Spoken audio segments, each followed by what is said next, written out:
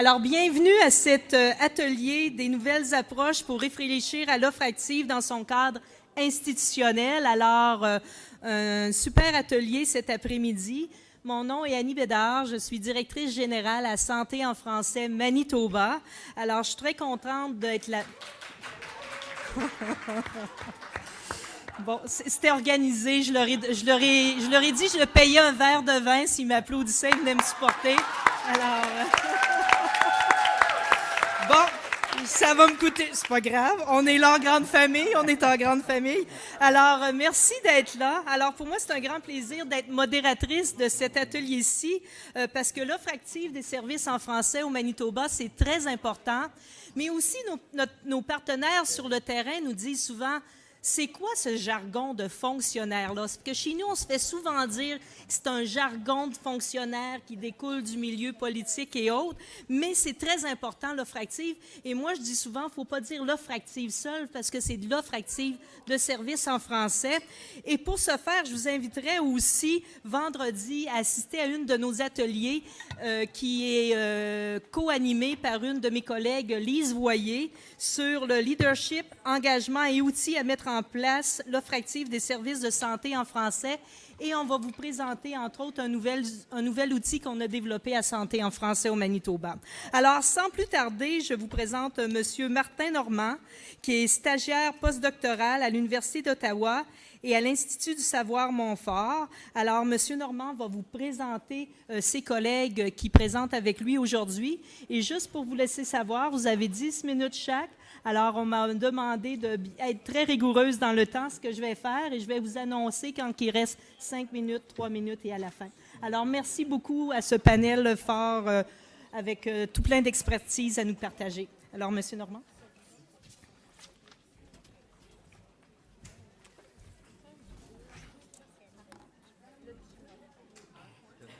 Je l'ai.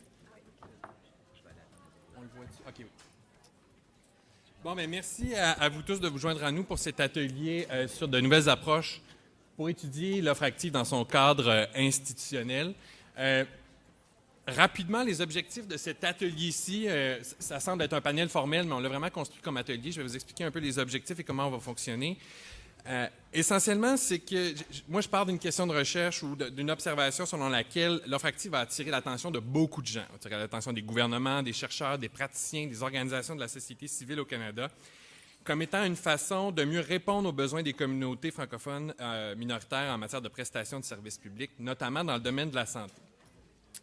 Mais en montant une recension des travaux, ce que j'ai constaté, c'est que souvent les approches privilégiées sont souvent techniques ou formalistes ou administratives pour réfléchir à l'offre active et négligent souvent le cadre normatif et le cadre institutionnel qui contraignent les choix en matière de politique publique ou de politique linguistique.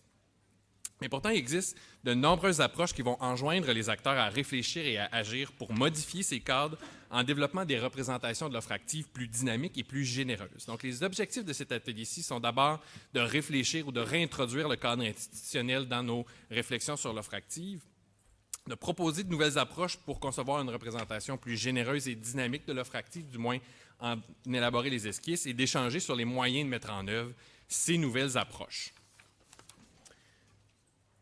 Bon, voilà. Donc, se joignent à moi très gentiment pour cet atelier. D'abord, Linda Cardinal, qui est professeure à l'École d'études politiques et titulaire de la chaire de recherche sur la francophonie et les politiques publiques à l'Université d'Ottawa, connue pour ses recherches dans les domaines des politiques linguistiques et du constitutionnalisme, de la diversité et des minorités. En 2017, Linda Cardinal a publié un ouvrage en collaboration avec Sébastien Gramont sur la représentation de la francophonie canadienne au Sénat, intitulé « Une tradition et un droit ». Elle a récemment co-dirigé avec François Larocque aux presses de l'Université Laval la Constitution bilingue du Canada, un projet inachevé.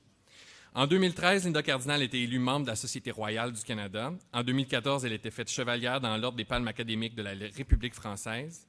Et en 2017, elle recevait l'Ordre du Canada pour ses recherches sur les politiques publiques et les droits linguistiques, le prix Bernard Grandmaître de l'ACFO d'Ottawa pour son engagement envers son milieu, et le prix de pilier de la francophonie de l'Assemblée de la francophonie de l'Ontario, qui reconnaît les efforts et le cheminement professionnel exemplaire d'une personne à l'endroit de la communauté francophone.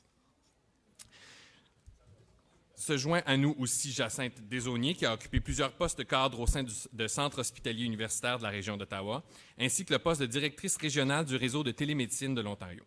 Il a également enseigné à l'École de gestion Telford de l'Université d'Ottawa, en plus d'avoir siégé à plusieurs conseils d'administration dans le domaine de la santé et des services communautaires. Diplômée de l'Université d'Ottawa, elle détient un baccalauréat en administration ainsi qu'une maîtrise en gestion des services de santé. Et depuis 2009, Mme Desaulniers assure la direction générale du réseau des services de santé en français de l'Ontario. Et Jean-Gilles Pelletier, qui est directeur général du Commissariat aux services en français de l'Ontario depuis janvier 2016. De 2008 à 2014, il a été directeur administration et langues officielles au Conseil des ministres de l'Éducation du Canada. Auparavant, M. Pelletier fut directeur général du Centre francophone de Toronto, le plus important centre de services en français multidisciplinaire à Toronto de 1997 à 2008. En 2007, il fut le premier président du comité aviseur pour les services de santé en français établi par le ministre de la Santé George Smitherman. Et M. Pelletier a étudié la sociologie et les sciences politiques à l'Université Laval, à l'Université Simon Fraser et à l'Université de Toronto. Donc, déroulement de notre atelier. Tout d'abord, Linda Cardinal et moi-même avons tous deux préparé des textes qui élaborent sur les résultats de nos recherches plus récentes sur l'offre active, que nous avons partagés avec M. Pelletier et Mme Desaulniers. Donc, tous les deux ont déjà lu nos textes et ont préparé des commentaires sur ces deux premiers textes. Donc, on aura chacun 10 minutes. Si on a des brèves réactions après les commentaires de Mme Desaulniers et de M. Pelletier, Linda et moi interviendrons rapidement, mais on veut rapidement ouvrir à la salle. Et en ouvrant à vous, on invite vos commentaires sur nos présentations, des questions sur des éléments de nos présentations, mais aussi, on vous propose 3 questions auxquelles vous pouvez réfléchir pendant nos présentations. Je les vois mal. L'offre active sans un changement durable de culture organisationnelle est-elle viable? En faisons-nous suffisamment pour intégrer la participation citoyenne dans la planification de l'offre active? Et la gestion par et pour peut-elle être un véhicule pour agir sur les normes d'offre active? Donc, j'ai ces questions-là. Elles reviendront à la fin. Une fois que tout le monde aura présenté, on va afficher à nouveau les questions. Vous n'avez pas à les noter présentement.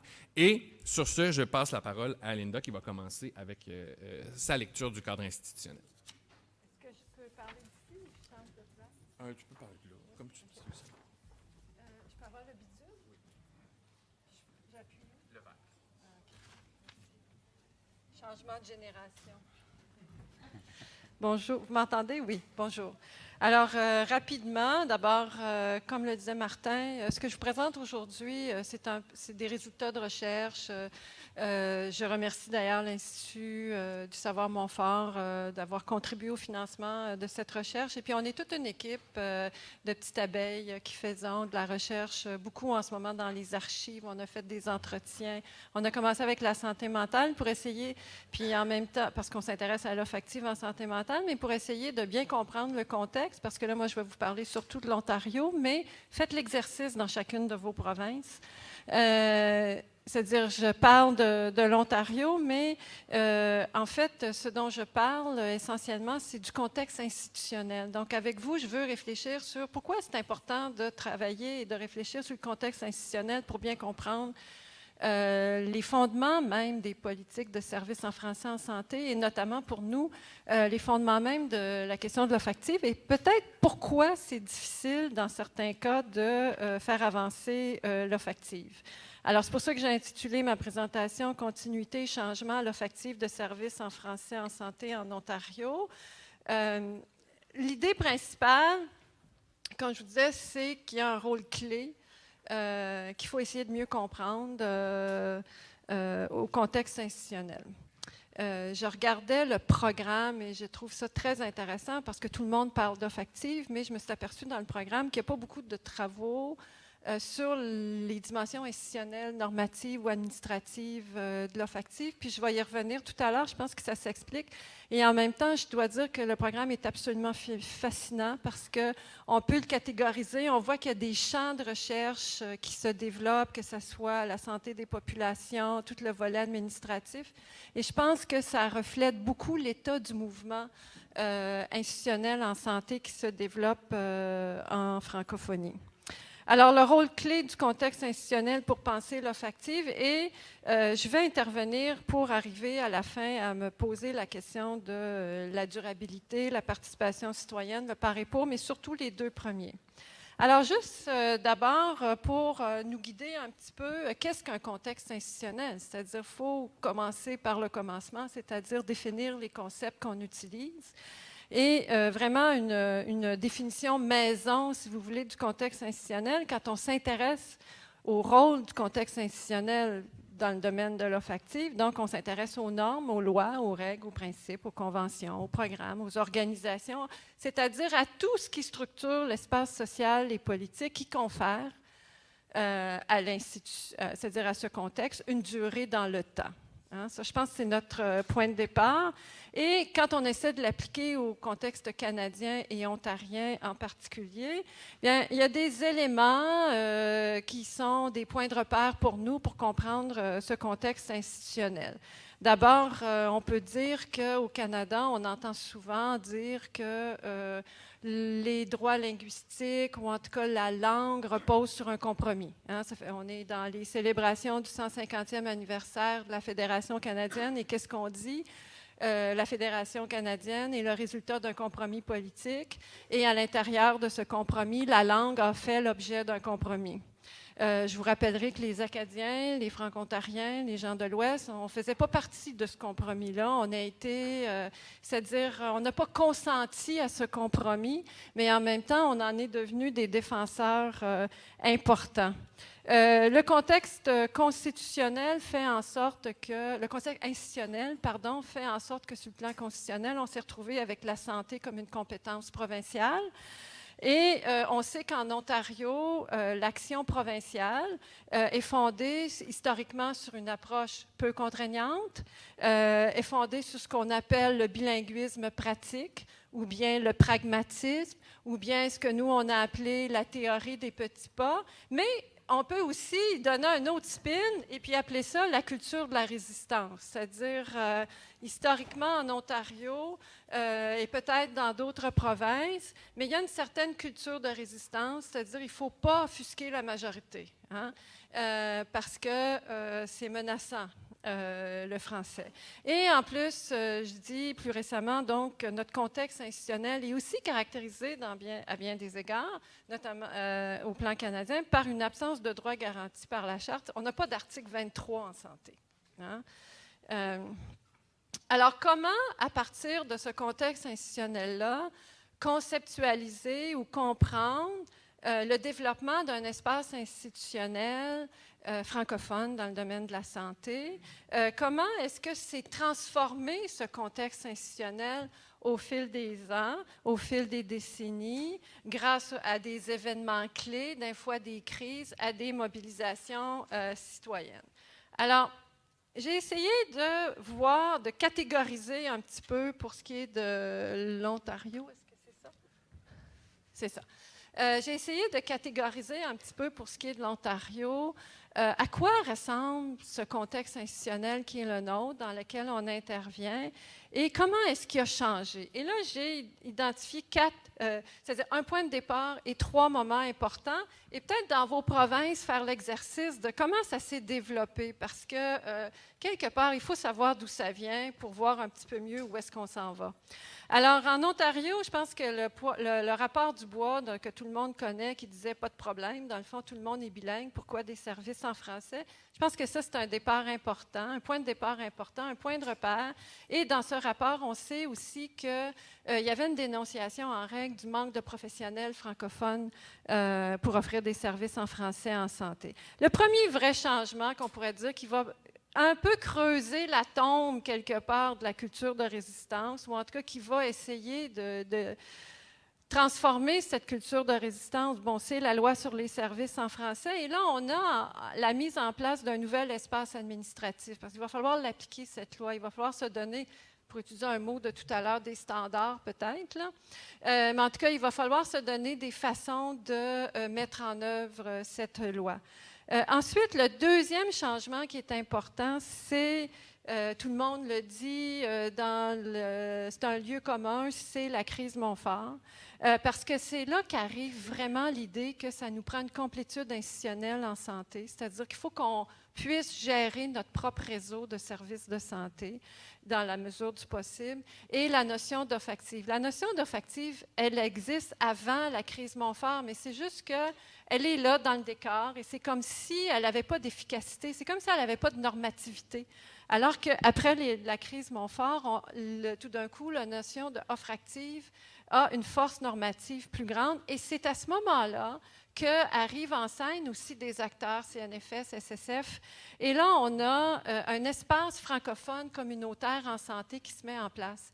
Et je pense que dans tous les développements, c'est sûr, la loi sur les services en français est important, mais cet espace communautaire, il va jouer un rôle clé dans la transformation institutionnelle de la santé au Canada. Il y a un troisième changement, je dirais, depuis 2010, avec la création des AirLIS entités en Ontario, les entités de planification, et Jacinthe pourra peut-être en témoigner, et la nomination récente d'un sous-ministre adjoint, l'adoption de nouveaux règlements, c'est qu'on a maintenant un espace institutionnel qui se structure de plus en plus. Et il ne faut pas sous-estimer cet espace, mais un peu comme l'approche que j'utilise oblige de reconnaître, c'est qu'on est toujours en tension entre une culture du changement qui est portée par nous tous et une culture de la continuité, une culture de la résistance.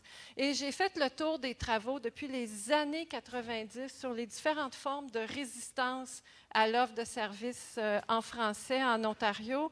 Et ils sont tous là, l'offre active limitée aux régions désignées non garanties, manque d'intérêt de leadership de la part des intervenants, pour vous autres, c'est sûr, mais anglophones souvent, des problèmes d'attitude parfois hostiles envers les francophones, manque d'informations pour trouver les services, règlements qui sont peu contraignants, un espace qui se structure, mais peu d'imputabilité quand on regarde les plans d'action. Alors, qu'est-ce que ça veut dire? Une offre active, dans le fond, dans un contexte institutionnel qui est caractérisé à la fois par des rapports de changement et aussi de la continuité. Alors, pour donner une dimension durable à l'offre active dans un tel contexte, moi, je dis que si jamais il y a une modification de la loi sur les services en français, il faut une obligation de promotion qui revienne à la ministre. Il faut absolument une obligation de promotion.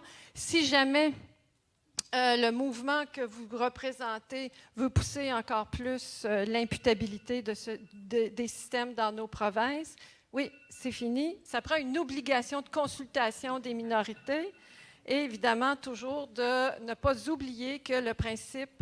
L'idée de la gestion de par et pour, c'est un principe normatif, c'est plus qu'un principe technique, c'est un principe qui doit guider l'action politique. Merci beaucoup.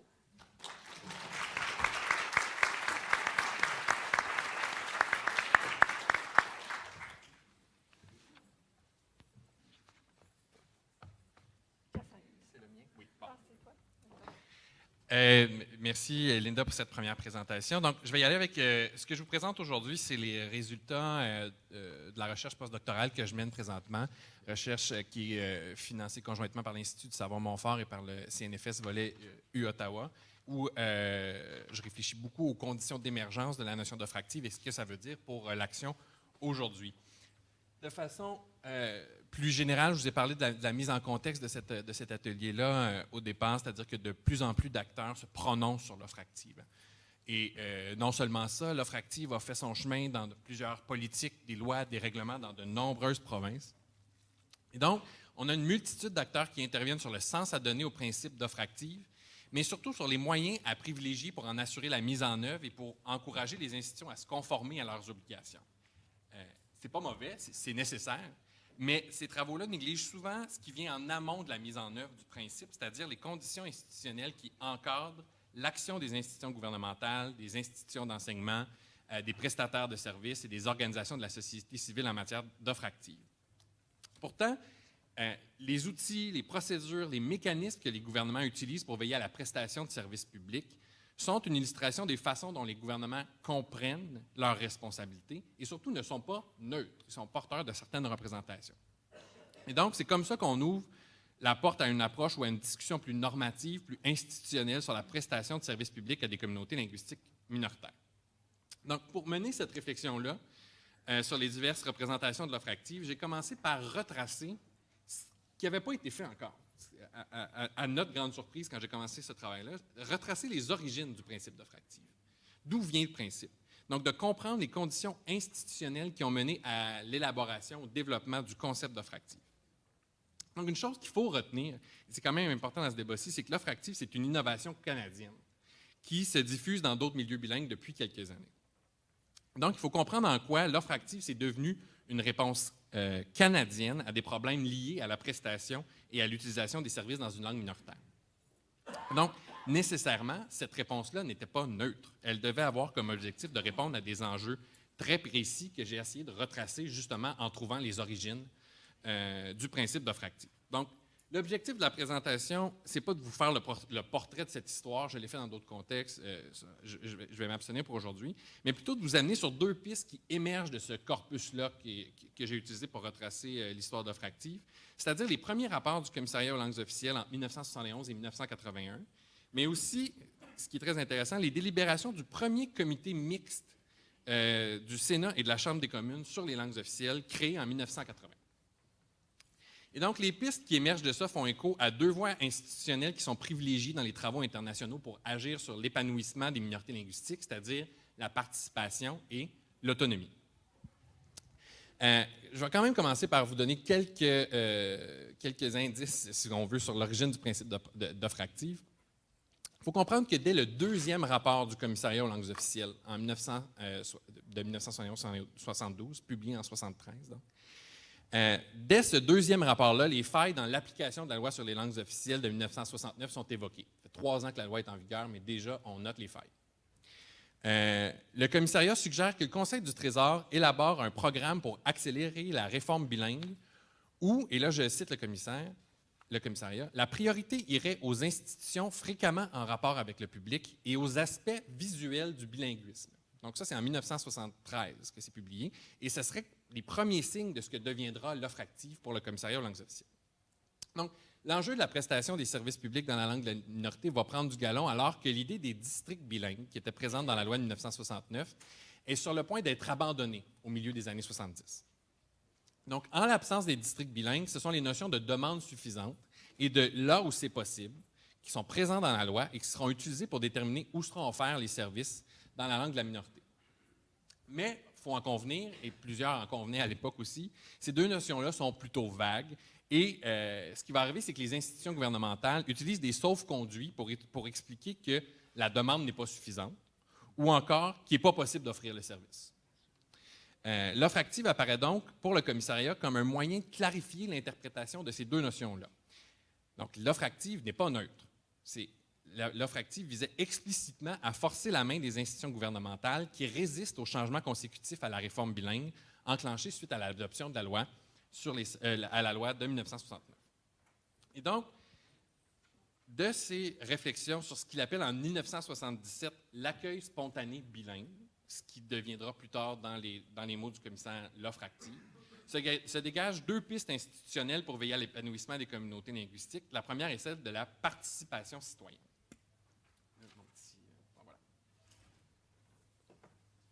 Donc, pour le commissariat aux langues officielles, la consultation des clients éventuels permettrait de prendre une meilleure mesure de la demande pour les services dans la langue de la minorité.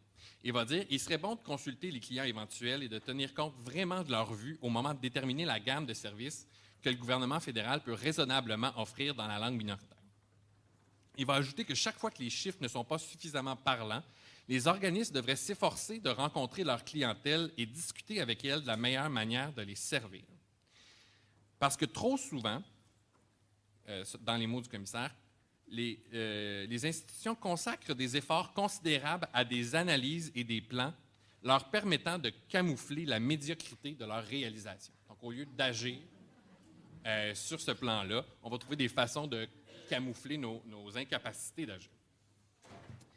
L'offre active a aussi fait son chemin dans les délibérations du premier comité parlementaire, comme je vous disais, et dès 1981, le comité regrette que la loi de 1969 fasse reposer sur la population de langue minoritaire le fardeau de la preuve quant à la demande suffisante.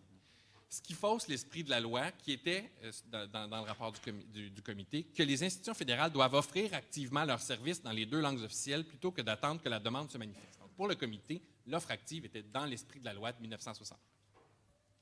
Et le comité va recommander que la loi soit amendée pour y intégrer le concept d'offre active. Et une des conséquences du rapport, c'est que le Conseil du Trésor va annoncer en 1981 de nouvelles directives pour la prestation de services publics qui se retrouvent dans un circulaire du Conseil du Trésor publiés en janvier 82 et qui sont mis en vigueur le 1er avril 1982. Et le circulaire dit que les membres de la population minoritaire de langue officielle doivent pouvoir faire connaître aux agents ministériels responsables leurs opinions sur les aspects linguistiques des services dispensés. Et il enjoint les ministères à mettre sur pied des systèmes de rétroaction portant sur tous les endroits qui fournissent les services au public dans les 2 langues officielles, de façon à permettre au public de se prononcer sur les divers aspects linguistiques des services dispensés. Donc, l'idée de la participation citoyenne à l'évaluation des services était présente dans les représentations initiales de l'offre active. Et la directive du Conseil du Trésor peut être interprétée comme ayant introduit une obligation de consultation auprès des minorités linguistiques.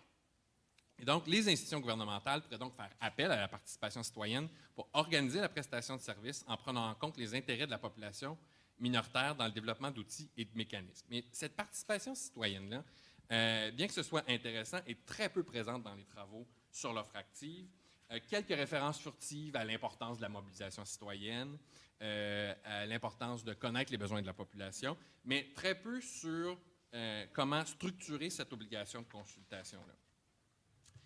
Alors que ça existe une réflexion en ces termes-là, là j'accélère parce que je vais arriver à mon dernier point, mais par exemple, une approche de co-construction des normes d'offres actives a fait ses preuves dans le domaine de la justice en Ontario. Je vais vous épargner les détails, mais si vous voulez les détails, ils se retrouvent dans un chapitre du livre qui est lancé demain après-midi. Donc, on va laisser ça là-dessus.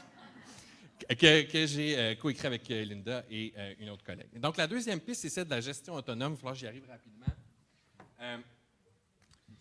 Donc, la gestion autonome ou encore la gestion par et pour. Et le commissariat aux langues officielles fait référence à cette possibilité. Il va dire, par exemple, qu'il y aurait lieu de repenser quelque peu l'emplacement des bureaux de l'État. Et les institutions qui sont dans la communauté, pour la communauté, pourraient bien recevoir les centres de communication et peut-être même accueillir certains bureaux fédéraux.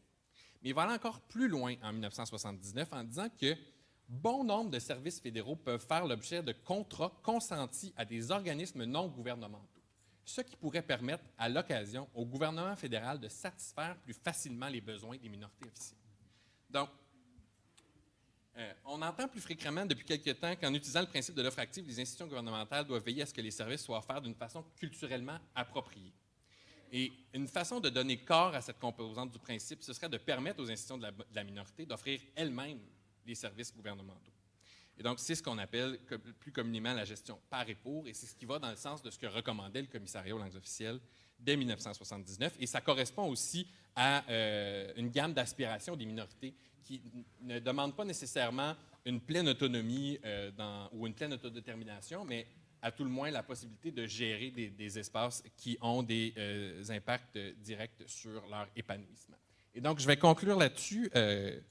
Je gère mal mon propre temps, même si j'ai organisé cet atelier, mais tout ça pour dire que les 2 pistes qu'il faudrait retenir dans ce cadre-ci, c'est la co-construction des modes de prestation des services par une participation accrue d'une diversité d'acteurs et la gouvernance communautaire des services gouvernementaux. Et en réintroduisant ces 2 concepts-là au glossaire de l'offre active, on pourrait inciter ceux qui réfléchissent à l'offre active de prendre un moment d'arrêt pour bien comprendre le contexte institutionnel et trouver des solutions innovantes et habilitantes pour améliorer la prestation des services. Alors, voilà.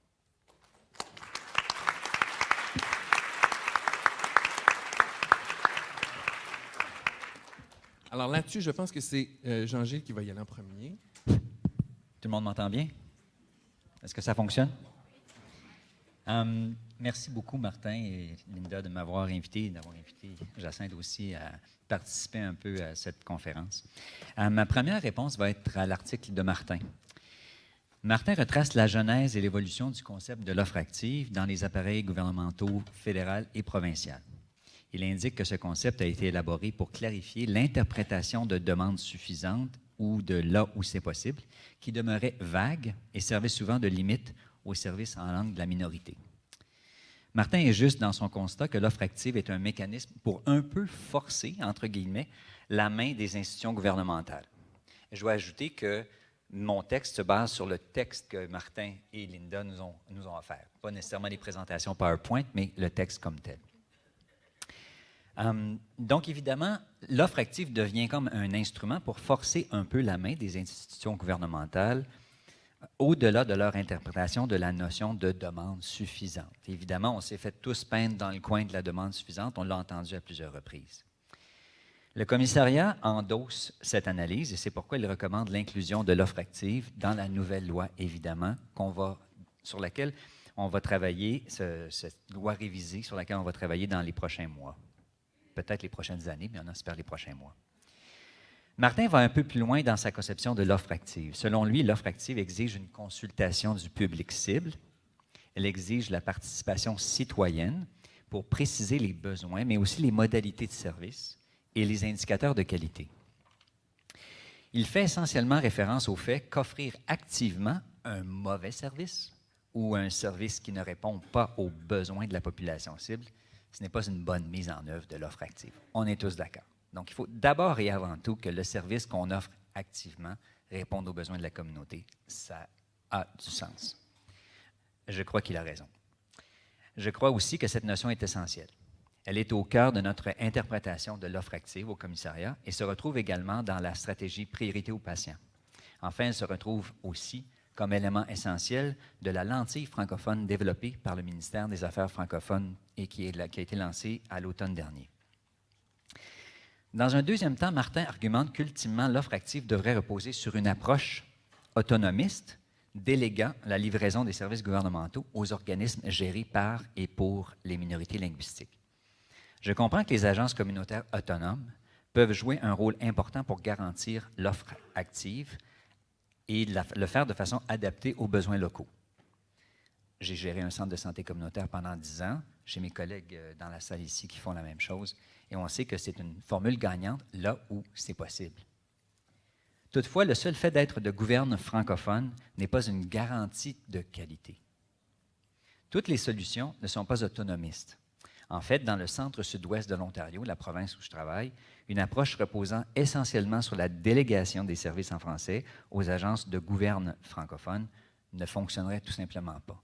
Il n'y en a pas d'agences francophones dans le monde de la santé, dans le monde des services hospitaliers, dans le monde des services de santé mentale, des services en toxicomanie, des services de soins de longue durée.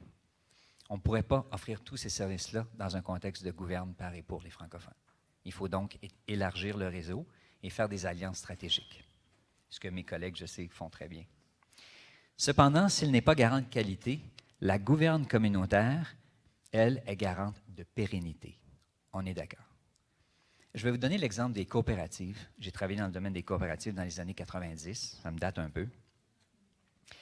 Une coopérative en soi, parce qu'elle appartient à ses membres, elle ne garantit pas la qualité d'un service. Il faut évidemment adopter des principes de qualité totale sans l'existence de financement adéquat et d'expertise administrative. Les services offerts par une coopérative peuvent laisser à désirer. L'avantage d'une coopérative, cependant, tout comme des organismes par et pour les francophones, vient du fait qu'une coopérative, bien que difficile à établir, est essentiellement impossible à éliminer. Pour répondre aux questions que Martin a soulevées plus tôt, je comprends que l'établissement d'une culture organisationnelle résiliente soit importante pour la mise en œuvre de l'offre active en milieu minoritaire. Cependant, tel qu'indiqué, je n'associe pas la mise en œuvre d'une offre active de services de qualité comme étant conditionnelle et exigeant l'utilisation de la gouverne par et pour les francophones. Je réponds à l'article de Linda maintenant.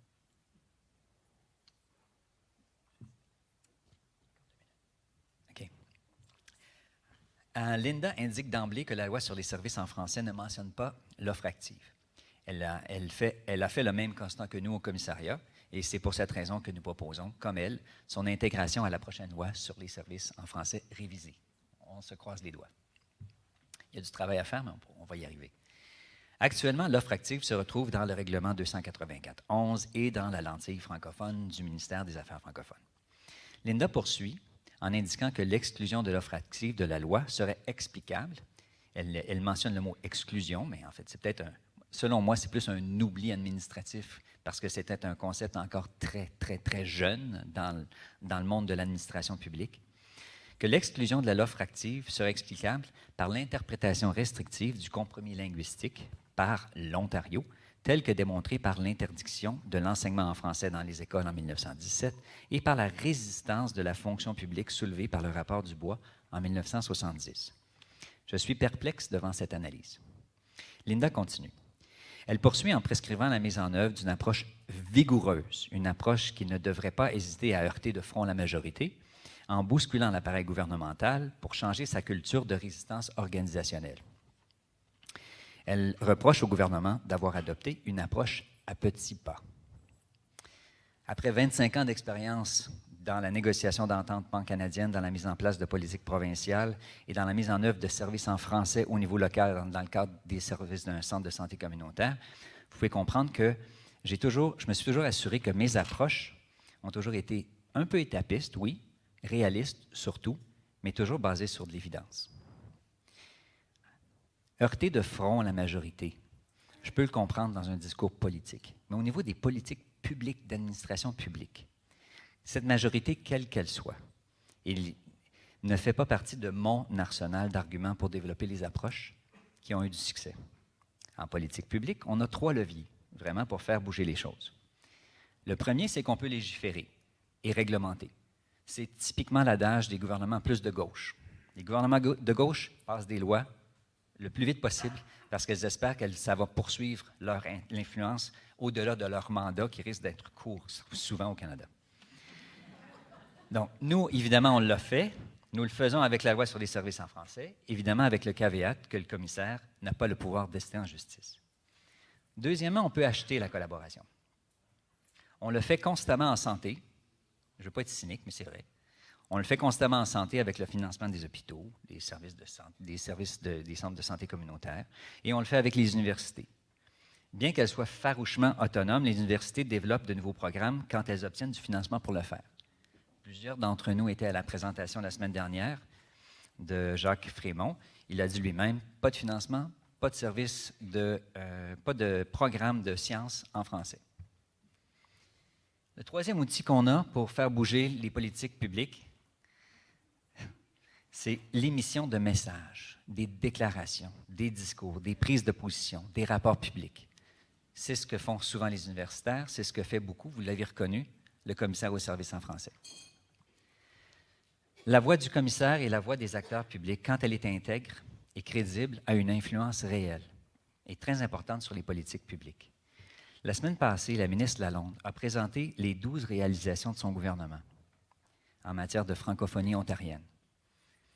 Et je vous dis clairement que derrière ces recommandations-là, il y avait les recommandations du commissaire étaient derrière 10 de ces réalisations-là, 10 des 12, à travers ses rapports, à travers ses articles dans les journaux, ses entrevues qu'il donne aux médias, ses rencontres avec les politiciens. Ce pouvoir d'influence est un pouvoir important en matière de politique publique. Je soulève avec vous le fait que la mise en œuvre de l'offre active n'est pas une réalisation qui se fera du jour au lendemain. La politique de petits pas qui a été soulevée plus tôt, comme étant symptomatique d'une résistance organisationnelle de l'Ontario, est tout à fait, en fait, réaliste, parce que ça implique des changements comportementaux de la part des acteurs gouvernementaux. Si c'était qu'un changement réglementaire sur une tablette, ce serait différent. Mais l'offre active implique un changement important de comportement de la part des gens qui offrent les services. Ceux qui travaillent ici en santé publique, il y a plusieurs d'entre vous, vous savez pertinemment qu'un changement de comportement au niveau d'un client, au niveau d'un patient qui a des enjeux de santé, c'est tellement difficile à mettre en œuvre.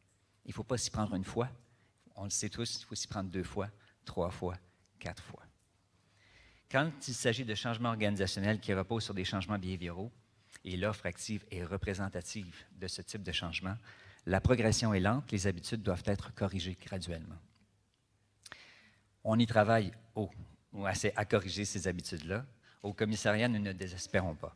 En fait, nous voyons dernièrement des opportunités de collaboration avec nos partenaires gouvernementaux, et je devrais dire particulièrement en santé, et c'est avec un regard très optimiste qu'on envisage les prochains mois et les prochaines années au niveau des réalisations en santé en Ontario. Merci.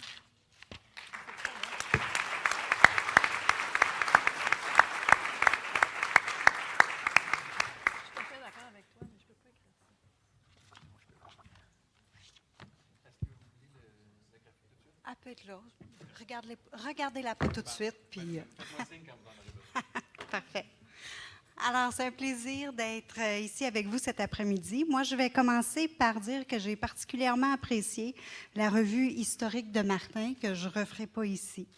Ce que je retiens de l'article, qui vous l'a dit tout à l'heure, c'est que l'offre active, c'est une réponse canadienne à une problématique. Et la problématique qui est définie, c'est les notions vagues de demande suffisante et de là où c'est possible.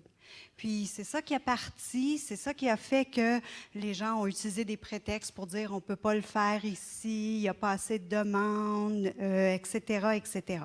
Donc, ce que je comprends de l'article, c'est face à cette problématique, on a dit on va faire l'offre active ou on va mettre deux réponses, la participation citoyenne et la gestion autonome.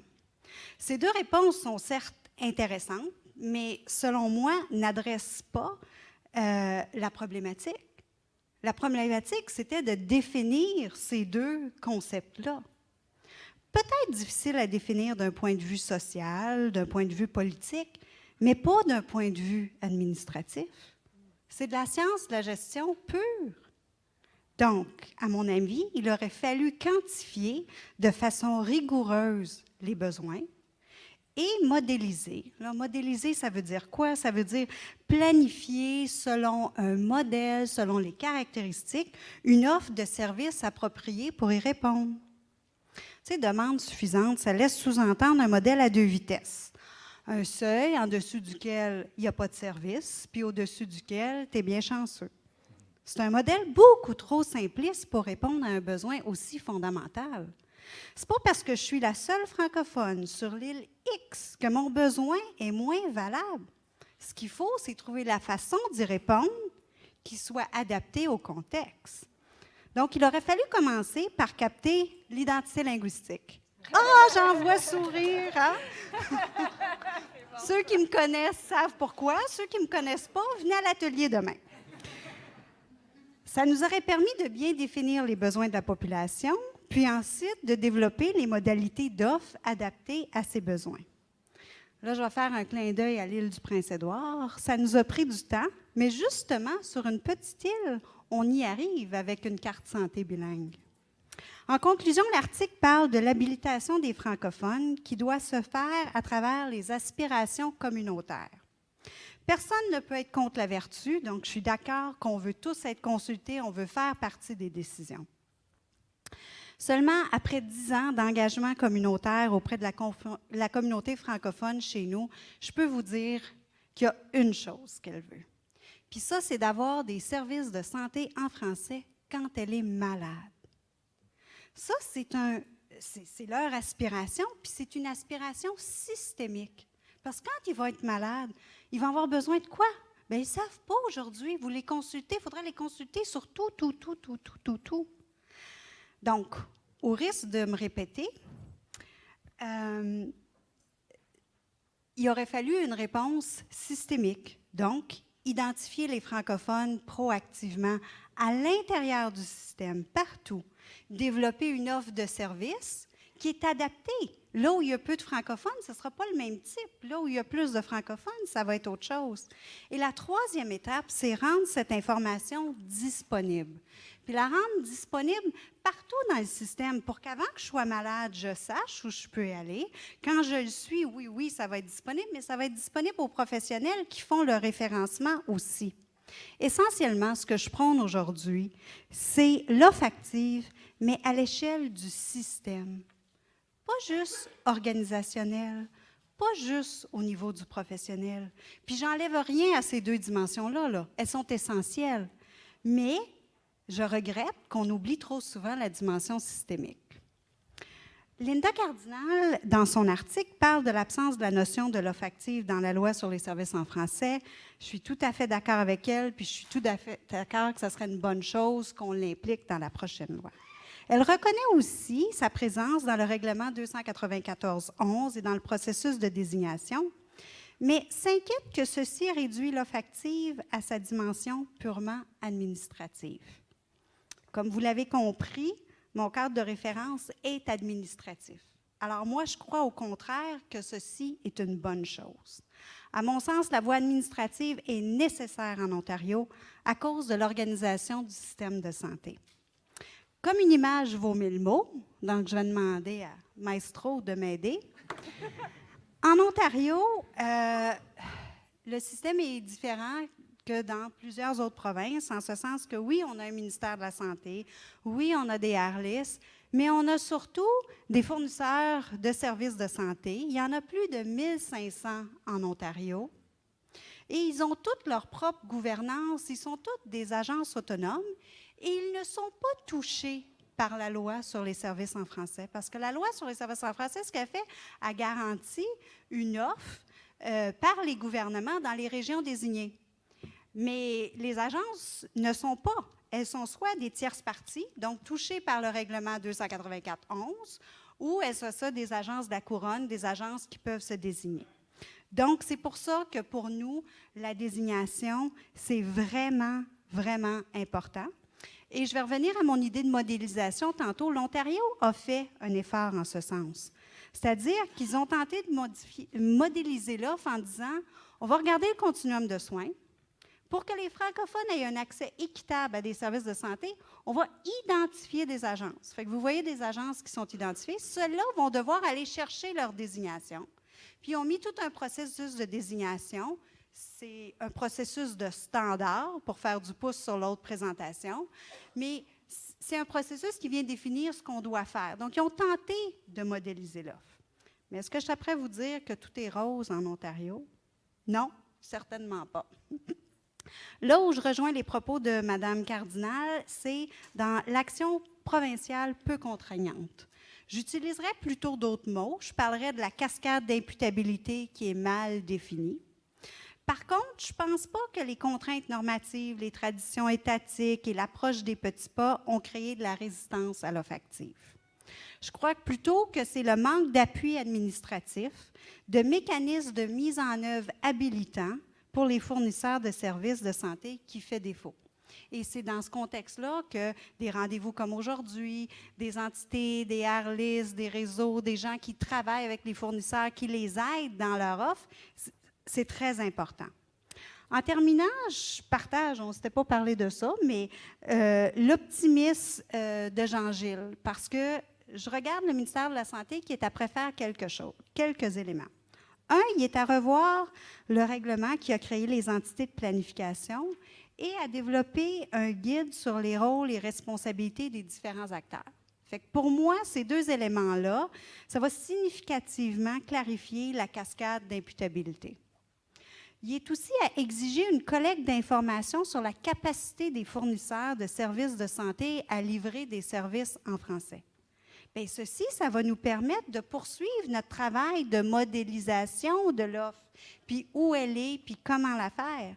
Et en troisième lieu, est à, je choisis mes mots ici, à considérer un mécanisme pour collecter systématiquement l'identité linguistique des patients. Ceci va nous permettre de mieux comprendre les besoins. Donc, ensemble, ces mesures vont contribuer, selon moi, à favoriser, s'il y a un mot que vous retenez aujourd'hui, 3 mots, pardon, l'offre active systémique en Ontario. Merci.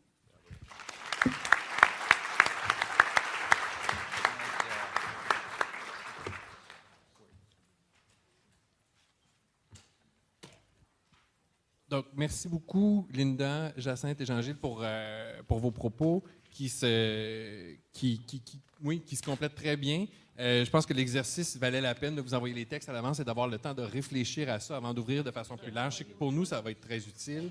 Est-ce que tu voulais réagir à quelque chose avant qu'on ouvre de façon plus large? Non? On va ouvrir aux questions. Donc, on vous invite, soit vous pouvez formuler un commentaire, une question sur nos présentations, sur les commentaires, ou vous pouvez aussi, si vous avez des pistes de réponse aux questions qu'on a proposées, on vous invite aussi à nous le dire et de co-construire cette réflexion sur le cadre institutionnel. Oui, M. Doucet. Bonjour, Michel Doucet. Peut-être, je tiens à féliciter les panélistes pour la présentation. J'ai trouvé ça très intéressant. Mais j'ai peut-être un problème de terminologie en vous écoutant. Pour moi, lorsque je regarde le concept de l'offre active, je peux dire, je suis du Nouveau-Brunswick, l'offre active existe dans la loi sur les langues officielles du Nouveau-Brunswick depuis 2002, mais elle existe également, elle découle de l'article 20 de la Charte depuis déjà très longtemps, les tribunaux l'ont reconnu. Mais l'offre active, réellement, dans notre conception de ce terme-là, c'est plutôt un moyen de faire connaître la possibilité d'offrir des services dans les deux langues. Ce n'est pas une fin en soi, c'est simplement un moyen comme tel, l'offre active. Et je suis d'accord avec M. Pelletier lorsqu'il dit qu'une offre active d'un service qui est inadéquat n'est pas une offre active, n'est pas une bonne offre active. Et lorsque je regardais la définition que vous donnez de l'offre active, j'ai plutôt l'impression que vous parlez de gouvernance. Ce qu'on appelle au Nouveau-Brunswick peut-être la dualité, c'est-à-dire la possibilité pour la communauté de régir ses institutions, de contrôler ces institutions. Évidemment, lorsqu'on a la dualité, lorsqu'on contrôle nos institutions de santé, c'est l'offre active dans sa forme la plus parfaite. Lorsque je me présente à l'hôpital Georges-L. Dumont ou dans le réseau Vitalité, qui est un réseau francophone au Nouveau-Brunswick, je sais que je peux obtenir mes services en français. Je n'ai pas le même sentiment si je me présente dans l'autre réseau qui est anglophone, à moins qu'on me fasse une offre active. L'offre active devient à ce moment-là un moyen de permettre aux citoyens francophones de savoir, oui, on me parle en français, ça veut dire que je peux utiliser le français. Donc, j'ai peut-être ce problème de terminologie. Vous avez une définition de l'offre active qui me paraît beaucoup plus large que celle que moi, je comprends ou auquel je suis habitué et qui, pour moi, rejoint beaucoup plus la gouvernance ou la dualité au niveau des institutions. Est-ce que j'ai raison ou est-ce que je suis dans l'erreur?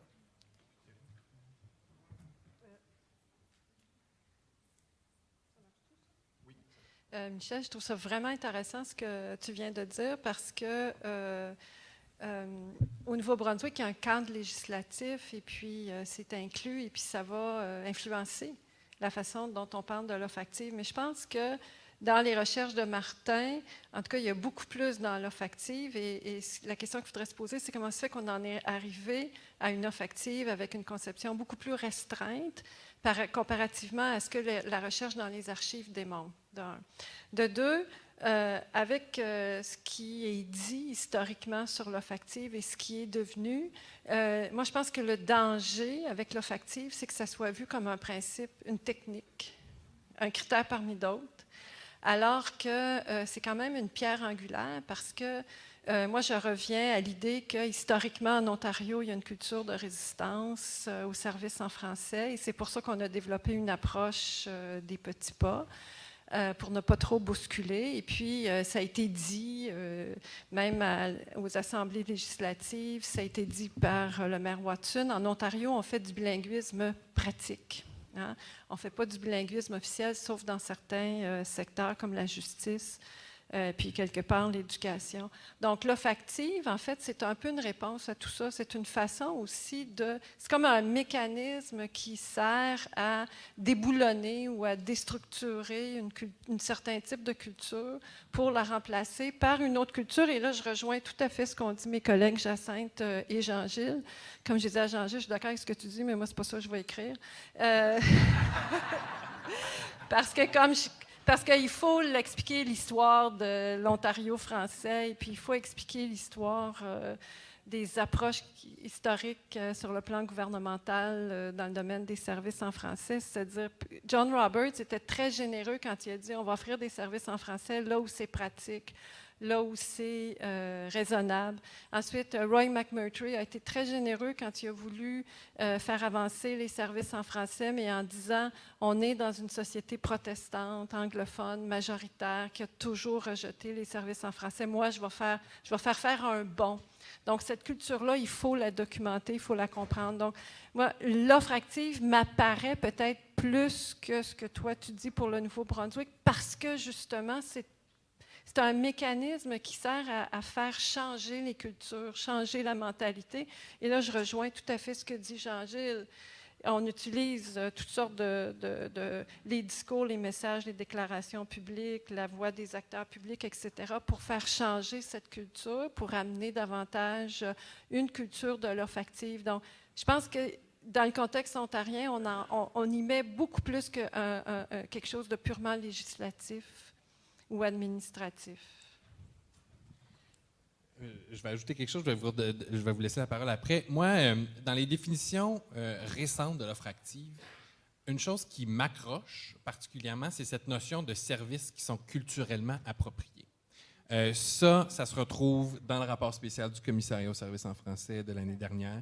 Ça se retrouve dans l'énoncé de politique commune en Ontario. Et cette notion-là de culturellement approprié, c'est intéressant, mais je pense qu'il faut y mettre de la chair. Et comment on détermine si un service est culturellement approprié? D'une autre façon que par la consultation. Et donc, si on veut intégrer cette notion-là, je pense qu'il faut réintégrer la consultation dans la définition de l'offre active. Et là, on le dit, si la dualité est un exemple parfait de l'offre active dans le cas du Nouveau-Brunswick, ben il y a du par et pour là, dans la dualité. Donc, on pourrait dire que c'est un seuil. Oui, c'est ça. Il peut y avoir cette notion de gouvernance. Oui, ben c'est pas que la gouvernance de l'offre active, mais la gouvernance des services.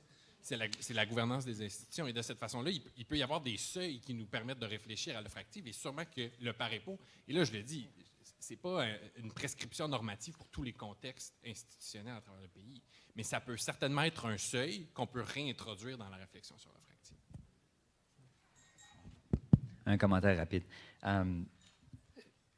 Les directives du ministère des Affaires francophones, donc par rapport à l'exigence de faire des rapports à tous les 3 ans au niveau de la mise en œuvre de l'offre active, ne s'appliquent pas aux organismes par et pour les francophones.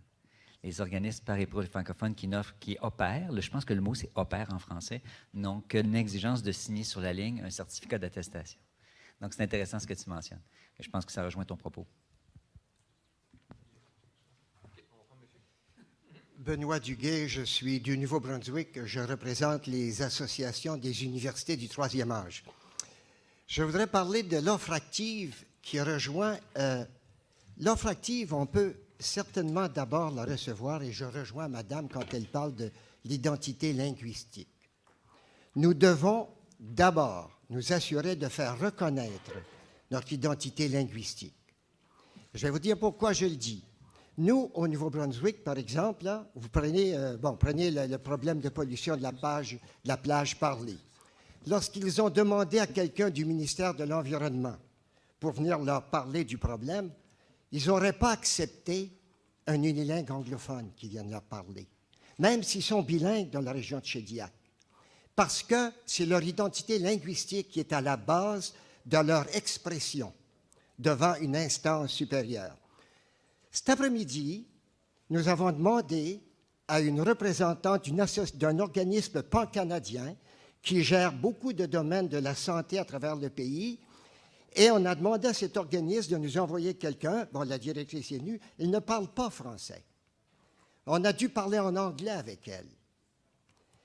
Est-ce qu'elle a reconnu notre identité linguistique, cette personne? Est-ce que nous avons fait reconnaître notre identité linguistique? Comment pourrions-nous attendre de cet organisme la reconnaissance de ce que nous sommes dans nos particularités provinciales, régionales et linguistiques? Je pense que l'offre active, là, pour revenir au sujet d'aujourd'hui, l'offre active, c'est d'abord de faire reconnaître notre identité linguistique à toutes les instances supérieures que nous demandons de venir nous rencontrer. Qu'est-ce que vous en pensez, madame?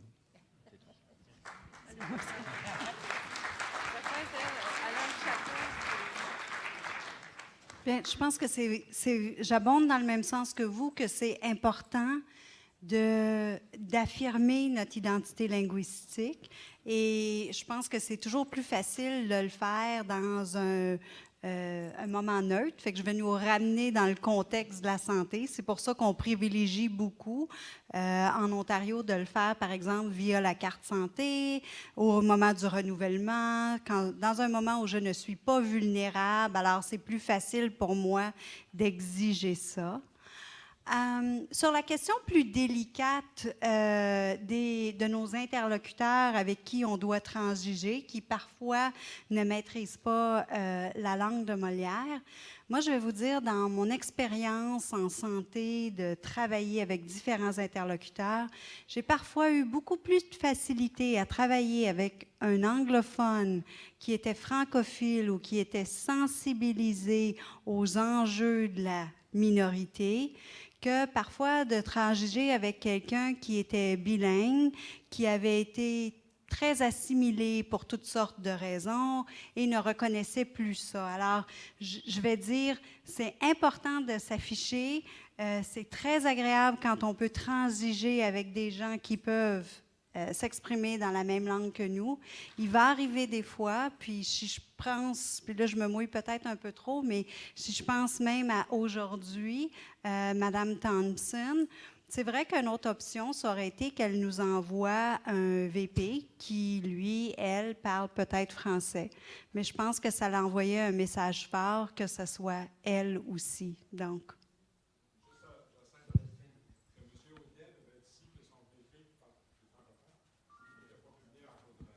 Mais est-ce qu'elle devait être là aussi, Mme Thompson? Est-ce que les deux devaient être présents? OK. Un commentaire rapidement. Moi, je pense qu'on est vraiment à un cheveu d'avoir des développements majeurs au niveau des services de santé en Ontario. Alors, je peux parler seulement pour ma province, désolé pour ça. Avec l'identification de l'identité linguistique avec la carte santé et avec l'outil qui va être déployé dans tous les airlists pour l'identification des capacités dans le système. Le système va être capable de faire le lien entre le client dont l'identité est le français et le professionnel qui est capable d'offrir des services. Et on va être capable de faire ça facilement. Et ça, maintenant, je me rappelle, au Centre francophone, à tous les étés, on embauchait un étudiant d'été pour repasser à travers la liste des Ontario Medical Association pour savoir c'était qui le médecin qui était vraiment capable de parler français. Cette espèce de travail horrible qu'on devait faire manuellement parce qu'on n'avait pas les outils, il est possible maintenant de le concevoir de façon facile et efficace à travers les nouveaux outils et les nouvelles plateformes qu'on va avoir. Et je me dis, on est presque à deux cheveux de revirer sur la tête le concept d'offre active. Imaginez-vous rentrer dans un bureau, un hôpital, de faire clic, et c'est très clair que vous êtes francophone, que vous voulez des services en français, et c'est très clair tous les services en français qui peuvent vous être offerts à l'hôpital. Et la personne en charge de la navigation du système qui est francophone et qui vous a accueilli, vous navigue et vous dirige au bon endroit. C'est une vision que je pense qu'on est à deux cheveux de l'atteindre. Et j'y crois. Pourquoi? Parce qu'on n'a malheureusement pas des Montforts dans toutes les régions de l'Ontario. Et on aimerait ça en avoir des Montforts partout. Il n'y en aura pas des Montforts. Il n'y en aura pas d'autres. Il y en aura peut-être des plus petits, mais il n'y en aura pas des Montforts. Alors, si on peut développer ce système d'identification linguistique, ce système d'identification des capacités et le système de navigation pour faire le lien entre les deux, on est capable de faire clairement d'avoir la concrétisation de beaucoup plus de services de santé en français dans les 4 ou 5 prochaines années. C'est l'offre active systémique. Moi, je ne te donne pas de droit d'auteur sur ça. Mon nom, c'est Constant Ouapo. Je travaille pour Reflex Alvéo, qui est l'entité de planification qui conseille 3 airlists dans le Grand Toronto. Et ça fait 3 ans, bientôt 3 ans que je travaille pour l'entité. Et dans nos interactions avec les fournisseurs, il y a 2 notions fondamentales qui sont souvent revenues de façon récurrente et dont je pense la prise en compte devrait permettre de faire passer l'offre active de sa dimension conceptuelle, souvent spéculative, à la dimension pratique, pragmatique. Et ces 2 notions sont la notion de redevabilité et celle du retour sur investissement. Quand on parle de la mise en œuvre de l'offre active, le commun des mortels se demande à qui est-ce qu'on s'adresse réellement. Est-ce que c'est le gouvernement qui met l'offre active en œuvre ou bien c'est le fournisseur de services? Ce que nous avons constaté, c'est que le fournisseur est le maillon central, le maillon clé sur lequel on devrait s'appuyer pour que l'offre active soit une réalité. Alors, lorsqu'on l'approche pour parler de l'offre active, qu'est-ce que le fournisseur nous dit? Si je ne le fais pas, qu'est-ce qui m'arriverait? Et la réponse est rien. Parce que la loi sur les services en français n'a pas prévu de mesures contraignantes à l'encontre du fournisseur. Et deuxièmement, le fournisseur te dit, d'accord, je veux bien développer l'offre active pour les francophones, mais d'où vient le budget pour que je puisse le faire? Lorsque les airlists mettent le financement à la disposition des fournisseurs, est-ce qu'il y a une clause qui leur dit voici la partie du financement que vous devriez utiliser pour mettre en œuvre l'offre active. Dans les contrats, dans les ententes de redevabilité, est-ce qu'il y a quelque chose de spécifique qui dit voici la portion du budget que vous devriez utiliser pour mettre en œuvre l'offre active. Si vous ne le faites pas, l'année prochaine, on vous retire ce financement. Ça n'existe pas. Donc, je pense que ce sont des questions fondamentales auxquelles il faudrait trouver une réponse si on veut véritablement que l'offre active soit une réalité.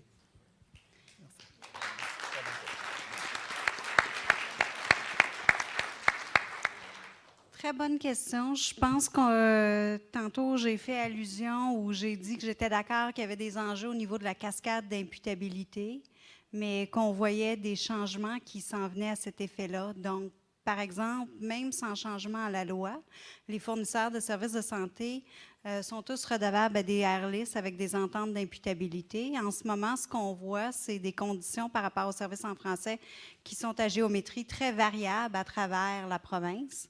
Donc, je pense qu'avec les changements, le nouveau sous-ministre, on va voir des améliorations là. Pour la question du financement, oui, ça, c'est toujours une question importante. C'est sûr que des agences qui s'avancent davantage pour les services en français ont accès à certains services. Je pense aux agences désignées qui ont accès à de la traduction, qui ont accès à de la formation en langue seconde, etc. Donc, il y a un peu de choses. Ce n'est pas suffisant, mais je pense aussi que, moi, j'ai hâte qu'on revire la vapeur. J'ai hâte qu'on ait des agences qui font de l'offre active forte et que quand il arrive des nouveaux financements de la province qui sont toujours parsemés parce qu'il y a une initiative en particulier, puis là, il faut faire des demandes, bien, que le fait de pouvoir dire, oui, mais moi, j'offre aussi des services de santé en français, ça va leur donner une carte de plus ou une corde de plus à leur arc pour aller chercher ce financement-là. Mais je suis d'accord avec vous qu'au niveau du financement, non, ce n'est pas fait séparé, mais peut-être qu'avec nos modèles, ça aussi, ça évoluera. Moi, je vais ajouter quelque chose sur la reddition de comptes, sur la redevabilité. Je pense qu'en développant des façons de consulter ou d'obliger une consultation auprès de la population, il y a cette façon-là de demander aux institutions de rendre des comptes sur la façon dont ils mettent en œuvre. J'ai perdu monsieur. Je voulais vous parler exactement. Mais, donc, il y a une façon donc de demander aux institutions de rendre des comptes sur leur action en matière de services en français. Et là, je vais revenir donc sur le chapitre en justice donc, sur lequel j'ai sauté tantôt. Mais dans le domaine de la justice en Ontario, il y a eu des initiatives qui se sont développées où des organismes se sont regroupés, ont développé une coalition qui ont fait part de leurs besoins, de leurs demandes auprès du ministère du procureur général. Et conjointement, dans un processus de co-construction, donc, il y a un plan d'action qui a été développé où l'offre active se retrouve au cœur du plan d'action et annuellement, la coalition et les institutions gouvernementales se rencontrent et les institutions doivent rendre des comptes sur l'évolution du plan d'action. Donc, il n'y a certainement pas une enveloppe à la clé, tu pourrais peut-être le confirmer, mais en matière de financement qui pourrait être retiré, mais à tout le moins, dans des entretiens qui ont été menés par la suite, on entend que les fonctionnaires craignent devoir se présenter devant cette coalition-là et dire, bien, dans la dernière année, on n'a pas été capable de rencontrer nos objectifs. Donc, il y a comme cet incitatif-là, à tout le moins, qu'avec les rencontres et cette obligation de consultation-là annuelle, il y a une impulsion à l'action. Ça peut être une façon d'y donner corps à travers cette réflexion sur l'obligation de consultation. Juste un commentaire sur bâton versus carotte. Alors, ce dont on parle quand on parle de clause contractuelle, de devoir rendre des comptes sur une base périodique, to be shamed in public, puis c'est souvent un peu le rôle du commissariat de faire ça. On l'a fait à plusieurs égards dans le passé. Ça, c'est la partie bâton.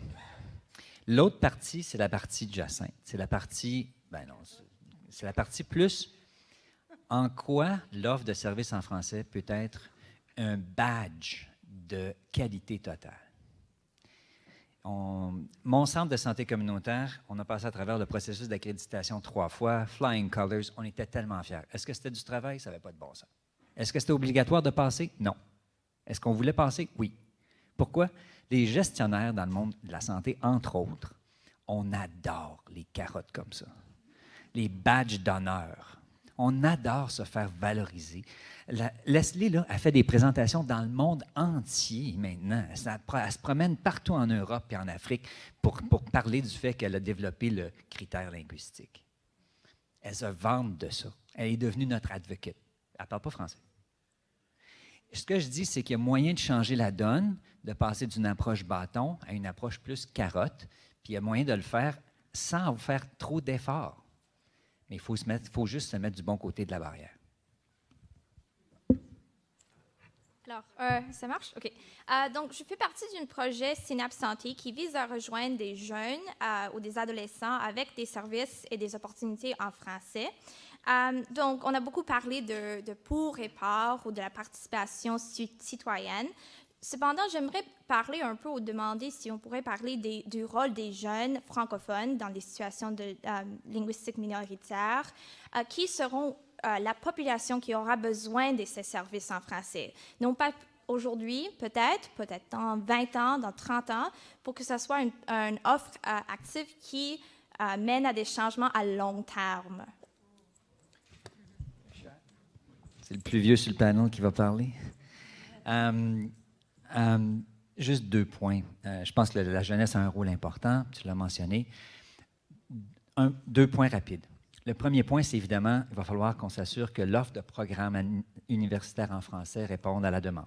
Donc, avec l'initiative de l'Université pour l'Ontario français, on se dirige dans une bonne direction. Il va y avoir des partenariats avec plusieurs autres universités. Jacques Frémont de l'Université d'Ottawa a dit la semaine dernière, bravo, fantastique, on va appuyer l'Université de l'Ontario français. Fantastique, merveilleux.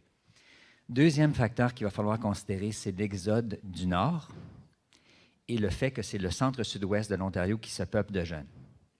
Ça, c'est vraiment évident, là. Le Collège Boréal est en train de réfléchir au fait que dans quelques années, ça va être au centre-sud-ouest que ça va se passer, l'action. Ça ne sera pas à Sudbury. Et qu'est-ce que ça veut dire, ça, pour justement cette migration de francophones? Parce qu'ils vont être les jeunes francophones, ils ne seront pas dans le Nord. Les jeunes francophones vont être dans le centre-sud-ouest. Donc, nous, on réfléchit beaucoup au commissariat aux implications que ça va avoir dans les prochaines années. Ça va avoir des implications pas seulement en santé, mais dans plusieurs autres domaines. Je voudrais ajouter quelque chose à ce que vient de dire Jean-Gilles. Dans la mesure où, au Canada, comme j'ai montré un peu dans ma présentation rapidement, c'est qu'il y a différentes étapes dans le développement de notre contexte, de notre espace francophone en santé. Il y a la loi sur les services en français, comme je disais. Puis après, j'ai dit, après la crise Montfort, il y a un espace communautaire qui se développe. Cet espace-là a été porté beaucoup par le CNFS et puis le SSF. Mais aujourd'hui, ce qu'on voit aussi dans le développement des milieux communautaires, c'est qu'il y a un changement de génération très important.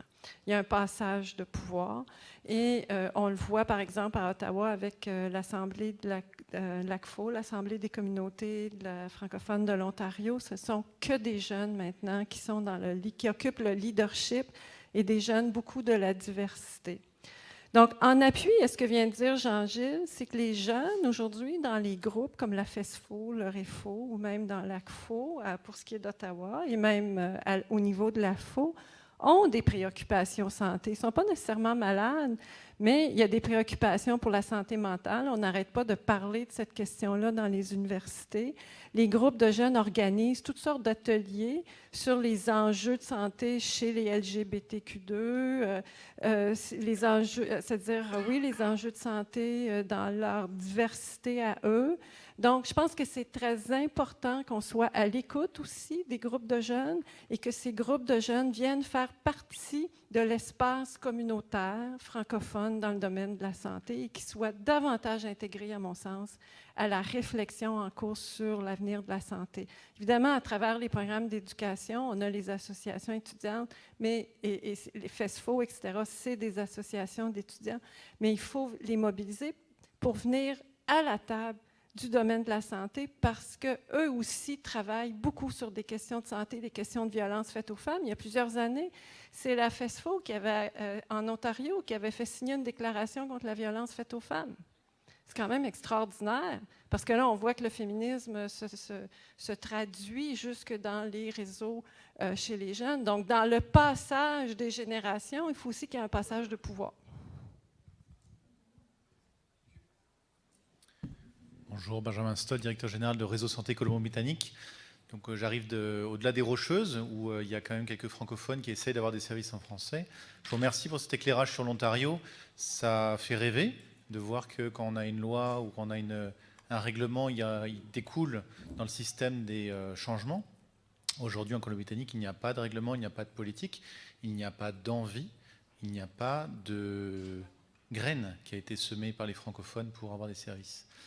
Ma question est, comment il est possible pour 12 325 professionnels qui déclarent à Statistique Canada pouvoir offrir des services en français, pouvoir soutenir une conversation en français, de faire porter leur voix dans le système au niveau des régies de santé, alors que ces régies même ne souhaitent pas les identifier.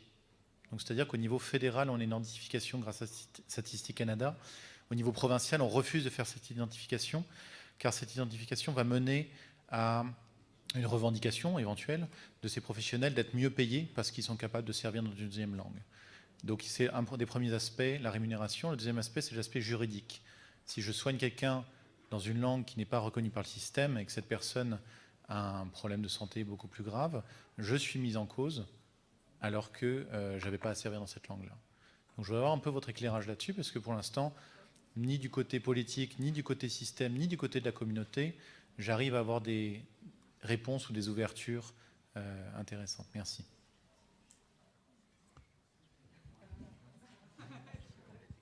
Ouais. C'est un défi de taille, puis je pense que ça demande une stratégie qui va adresser à la fois les 3 paliers en même temps. Hein. On essaie d'en faire, puis on voit celui qui va bouger en premier.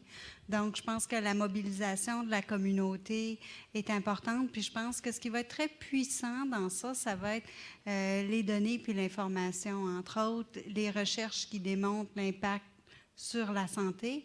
Puis je pense que c'est d'aller trouver dans les textes qui existent en ce moment en santé, comment aller s'inscrire dans leurs arguments. Puis, je n'ai pas la prétention aujourd'hui d'avoir lu ce qui se passe en Ontario, en Colombie-Britannique, mais par exemple, on voit un gros mouvement autour de la sécurité, de la qualité des soins. Alors, si on est capable d'aller chercher les études qui nous permettent de démontrer l'impact de la langue dans ça, bien, on réussit à petits pas à aller faire bouger possiblement cette opinion publique-là. Aussi, malheureusement, l'exemple qu'on donnait avec le professionnel qui ne peut pas, bien, si on démontre l'envers, puis quelqu'un qui a eu un résultat malencontreux de par l'inverse, ça peut aussi nous servir. Hein? C'est un couteau à 2 tranchants. Oui. Moi, je voulais juste ajouter que la Colombie-Britannique, c'est vraiment un cas à part. Peut-être que ça mériterait une cause juridique dans le domaine de la santé parce que, en fait, je pense que c'est dans tous les domaines. Puis regardez, dans le domaine de l'éducation, il faut aller devant les tribunaux pour faire avancer la cause des francophones. Donc, dans le domaine, c'est-à-dire la Colombie-Britannique, il y a là des facteurs de résistance assez importants.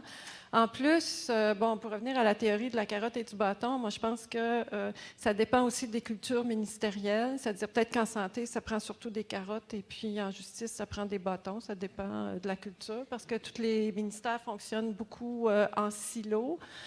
Et en justice, mais il faut aussi regarder les acteurs critiques, en fait, parce que ce qu'on a, par exemple, en justice, il y a tout un réseau d'acteurs qui travaillent depuis très, très, très longtemps. Moi, avec Marcel Castonguay, on avait travaillé un peu sur toute l'histoire de l'action en justice pour s'apercevoir que très, très tôt, les avocats ont le nez dans le ministère et puis ont travaillé dans ce ministère jusqu'à ce qu'on ait la loi sur les tribunaux judiciaires, et etc. Puis en plus, il y avait des mouvements sociaux assez importants. Donc, dans ce sens-là, l'Ontario est assez privilégié. Mais dans le cas de la Colombie-Britannique, vous avez peut-être déjà fait toutes les analyses, c'est-à-dire c'est quoi la culture dans les ministères, c'est qui les acteurs critiques, comment est-ce qu'on peut appuyer sur un certain nombre de boutons.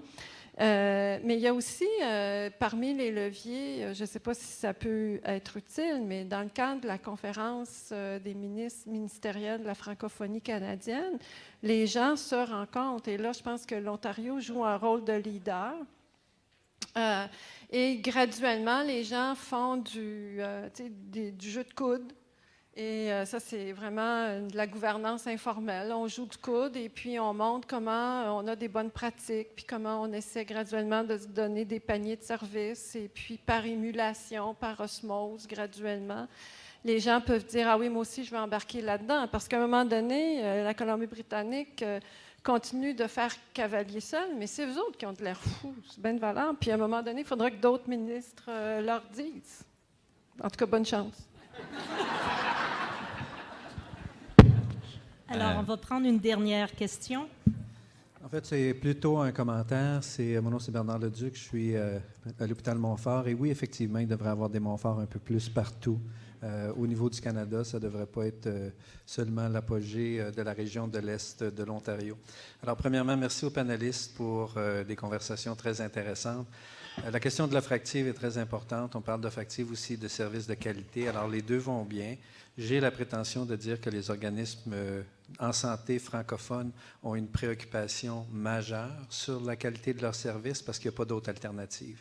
Et ça, je pense que c'est l'ingrédient secret qu'on a, qui fait que très souvent, les organismes francophones vont donner des services de qualité.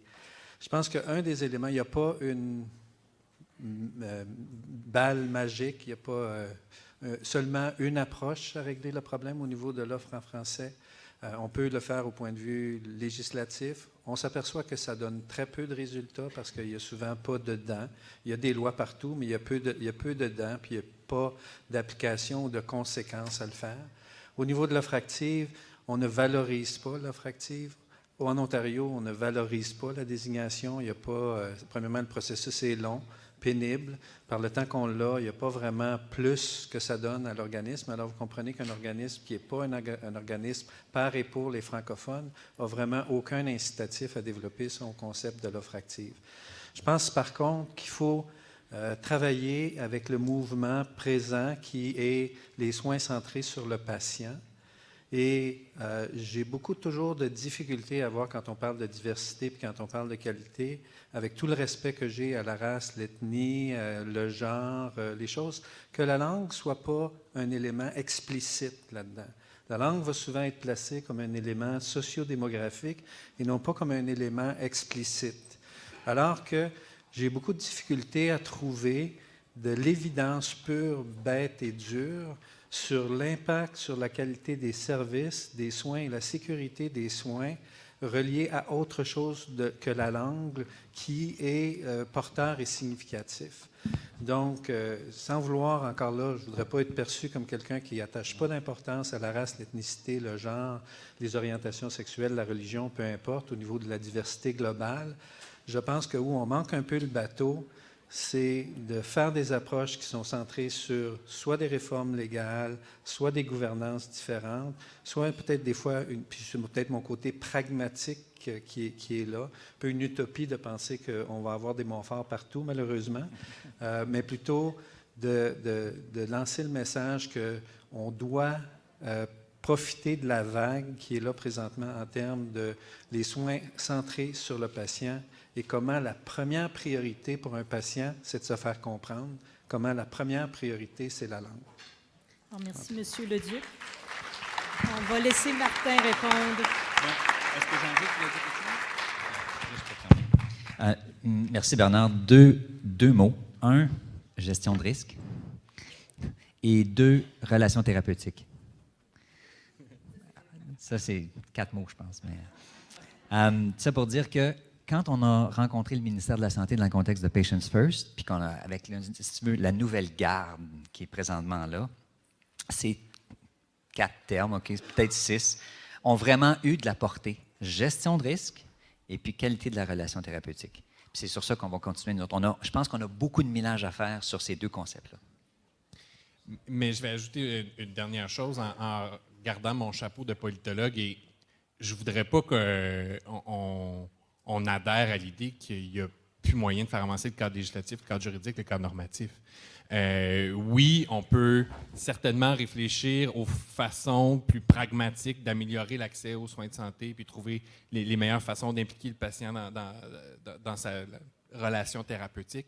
Mais il y a quand même un potentiel d'associer à l'action publique des communautés et au lobbying politique des communautés qui s'organisent et qui sont capables d'interpeller les gouvernements. Ça s'est fait dans d'autres domaines. Je ne vois pas pourquoi on le laisserait tomber en santé à ce point-ci. Alors là-dessus, je vais conclure et laisser le mot de la fin à Mme Blanc. Alors, merci aux panélistes pour cet échange fantastique. Je pense que ça a été un échange très, très riche. Alors, on les applaudit, effectivement.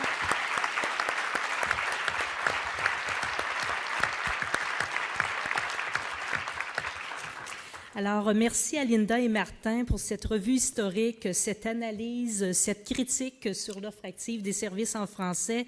Merci à Jacinthe et Jean-Gilles pour votre lunette pratico-pratique. Et je pense, pour faire plaisir à Jacinthe, si vous voulez vous joindre à moi, et on va lui dire haut et fort, offre active systémique. Alors, après moi, offre active systémique. Alors, merci tout le monde. Et n'oubliez pas que c'est suivi d'un cocktail dînatoire de bienvenue. Alors, poursuivez vos réflexions sur l'offre active, échangez, c'est le temps du réseautage. Alors, c'est le temps du cocktail, quoi. Merci tout le monde.